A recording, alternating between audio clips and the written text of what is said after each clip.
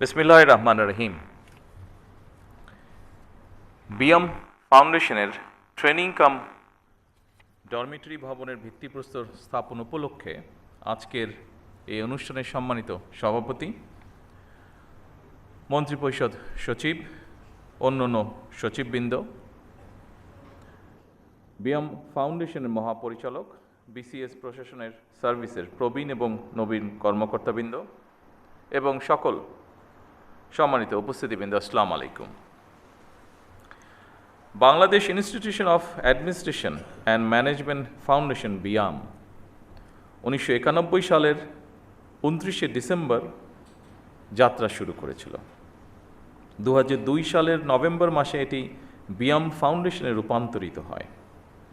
আজ সেই ফাউন্ডেশনের ট্রেনিং কাম ডরমিটরি ভবনের উদ্বোধন।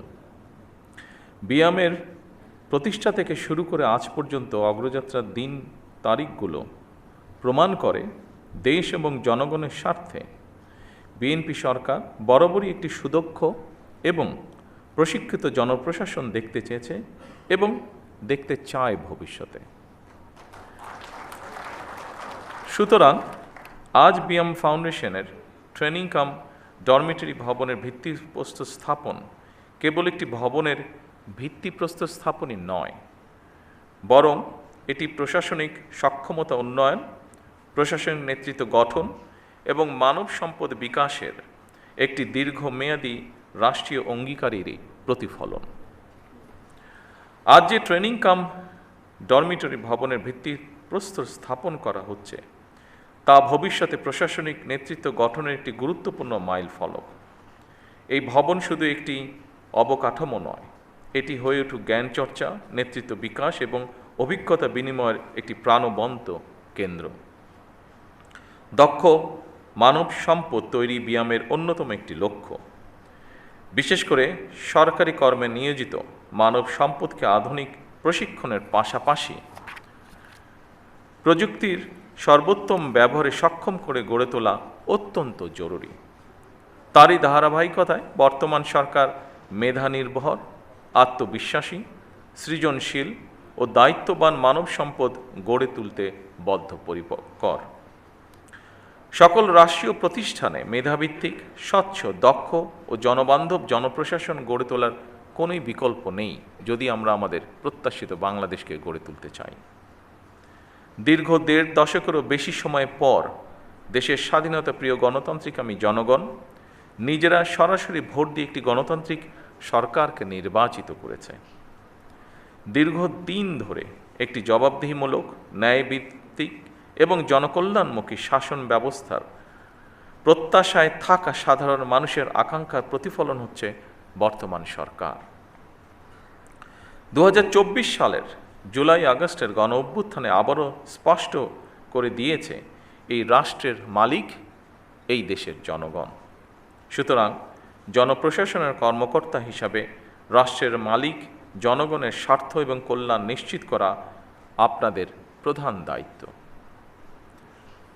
সম্মানিত উপস্থিতিবৃন্দ, আমি আশা করি বিয়ামের কারিকুলাম এবং প্রশিক্ষণ পরিবেশ দেশের বিভিন্ন প্রান্ত থেকে আগত কর্মকর্তাদের পেশাগত দক্ষতা, সমস্যা সমাধানের ক্ষমতা এবং উদ্ভাবনী চিন্তাকে আরও সমৃদ্ধ করবে। আধুনিক প্রশাসনে দক্ষতা মানে শুধু নিয়ম জানা নয়, বরং প্রযুক্তির ব্যবহার, তথ্য বিশ্লেষণ, দ্রুত সিদ্ধান্ত গ্রহণ এবং জনসেবায় সৃজনশীল দৃষ্টিভঙ্গি। এবং সেই লক্ষ্যেই বর্তমান সরকার প্রশিক্ষণ ব্যবস্থাকে আরও আধুনিক ও ফলাফলমুখী করার উপর গুরুত্ব দিয়েছে। মৌলিক প্রশিক্ষণের পাশাপাশি উন্নত কোর্স, গবেষণা এবং নীতি নির্ধারণমূলক শিক্ষার সুযোগ বৃদ্ধি করার চেষ্টা করা হচ্ছে। ফ্যাসিবাদী শাসনামলে আপনারা যথাযথভাবে সেই দায়িত্ব পালন করতে পেরেছিলেন কিনা কিংবা পালন করতে সক্ষম হয়েছিলেন কিনা, এই মুহূর্তে সেই প্রশ্ন না তুলে আমি আপনাদেরকে এই মুহূর্তে বর্তমান গণতান্ত্রিক সরকারের পক্ষ থেকে একটি বার্তা দিতে চাই, এবং তা হলো দেশ এবং জনগণের কাছে আমাদের যেই প্রতিশ্রুতি দিয়ে এসেছি আমরা, এসব স্রেফ রাজনৈতিক প্রতিশ্রুতি নয়, বরং জনগণের সঙ্গে করা আমাদের চুক্তি। জনগণ আমাদের ইশতেহারের পক্ষে রায় দিয়েছে। সুতরাং বর্তমান গণতান্ত্রিক সরকার নির্বাচনী ইশতেহার এবং জনগণের সামনে স্বাক্ষরিত জুলাই সনদের প্রতিটি দফা, প্রতিটি অঙ্গীকার অক্ষরে অক্ষরে বাস্তবায়ন করতে সরকার বদ্ধপরিকর। আমি আশা করি আপনারা আপনাদের মেধা ও যোগ্যতা দিয়ে জনগণের কাছে দেওয়া সরকারের প্রতিটি প্রতিশ্রুতি দক্ষতার সঙ্গে বাস্তবায়ন করতে ভূমিকা রাখবেন। জনগণ আমাদের উপর যে আস্থা রেখেছে সেই আস্থার মর্যাদা রক্ষা করতে হলে প্রতিটি ক্ষেত্রে স্বচ্ছতা, জবাবদিহিতা এবং নৈতিকতার দৃঢ় চর্চা নিশ্চিত করা প্রয়োজন। সম্মানিত সকল উপস্থিতিবৃন্দ, আপনারা রাষ্ট্র পরিচালনার সর্বোচ্চ প্রশাসনিক স্তরে অবস্থান করছেন। আপনারা যে দায়িত্ব পালন করেন তা কেবল নথিপত্র পরিচালনা বা প্রশাসনিক তদারকির মধ্যেই সীমাবদ্ধ নয় অবশ্যই, বরং আপনার রাষ্ট্রযন্ত্রের কার্যকারিতা, ধারাবাহিকতা ও স্থিতিশীলতার প্রধান ভিত্তি। একটি শক্তিশালী, জবাবদিহিমূলক, আইনসম্মত এবং জনবান্ধব রাষ্ট্র ব্যবস্থা গড়ে তোলার ক্ষেত্রে আপনারাই হচ্ছেন সেই মূল চালিকা শক্তি, যাদের পেশাদারিত্ব, দক্ষতা, নৈতিক দৃঢ়তা ও প্রশাসনিক প্রজ্ঞার উপরে একটি জাতির উন্নয়ন বা ভাগ্য নির্ভর করছে। আপনাদের প্রতিটি সিদ্ধান্তের প্রভাব কখনো একটি পরিবারে, কখনো একটি অঞ্চলে, কিংবা কখনো পুরা জাতির উপরে পড়ে। সেই কারণে আপনাদের দায়িত্ব স্রেফ প্রশাসনিক নয়, বরং অত্যন্ত গুরুত্বপূর্ণ নৈতিক এবং সাংবিধানিক দায়িত্ব। উপস্থিতিবৃন্দ, বর্তমান সরকার মেরিটোক্রেসির বাংলাদেশ বিনির্মাণে প্রতিশ্রুতিবদ্ধ।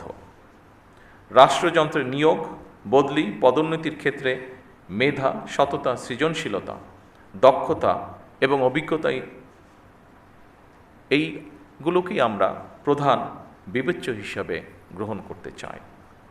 স্বচ্ছতা ও দ্রুততার সাথে শূন্য পদে সরকারি কর্মচারী নিয়োগ, প্রশাসনিক সংস্কার কমিশন গঠন, শক্তিশালী পাবলিক সার্ভিস কমিশন গঠন এবং বেসরকারি সার্ভিস রুল প্রণয়ন সহ সর্বত্র প্রশাসনিক কাঠামোর কার্যকারিতা এবং জবাবদিহিতা নিশ্চিত করতেও সরকার দৃঢ় প্রতিজ্ঞ। সম্মানিত উপস্থিতিবৃন্দ, বিশ্ব এখন আর্টিফিশিয়াল ইন্টেলিজেন্সের যুগে প্রবেশ করেছে। সুতরাং বৈশ্বিক প্রতিযোগিতায় টিকে থাকতে হলে জনপ্রশাসনের কর্মকর্তাদেরকেও সময়ের সঙ্গে মোকাবেলায় নিজেদেরকে প্রস্তুত রাখা অত্যন্ত প্রয়োজন। চতুর্থ শিল্প বিপ্লবের এই যুগে কৃত্রিম বুদ্ধিমত্তা, অটোমেশন এবং ডিজিটাল প্রযুক্তির ব্যবহার আমাদের প্রশাসনকে আরও দক্ষ, স্বচ্ছ এবং জবাবদিহিমূলক করে তুলবে। আমাদের লক্ষ্য ভবিষ্যতে সকল সরকারি সেবা তথ্য প্রযুক্তির মাধ্যমে নাগরিকদের দোরগোড়ায় পৌঁছে দেওয়া। এক্ষেত্রে দক্ষ মানব সম্পদ তৈরিতে বিএমের কার্যক্রমকে আরও শক্তিশালী করতে সরকার বিএমকে আরও যে কোনো প্রয়োজনীয় সহায়তা প্রদানে প্রস্তুত। প্রতিযোগিতামূলক বিশ্ব ব্যবস্থায় ব্যবসা বাণিজ্যের প্রসার এবং সহজীকরণে single window clearance, one stop service প্রতিষ্ঠা এবং সম্পূর্ণ ডিজিটাল কর্মপ্রবাহ তৈরি করে আধুনিক বিশ্বের উপযোগী করে সরকারি সম্পাদন ব্যবস্থাকে ঢেলে সাজানো প্রয়োজন।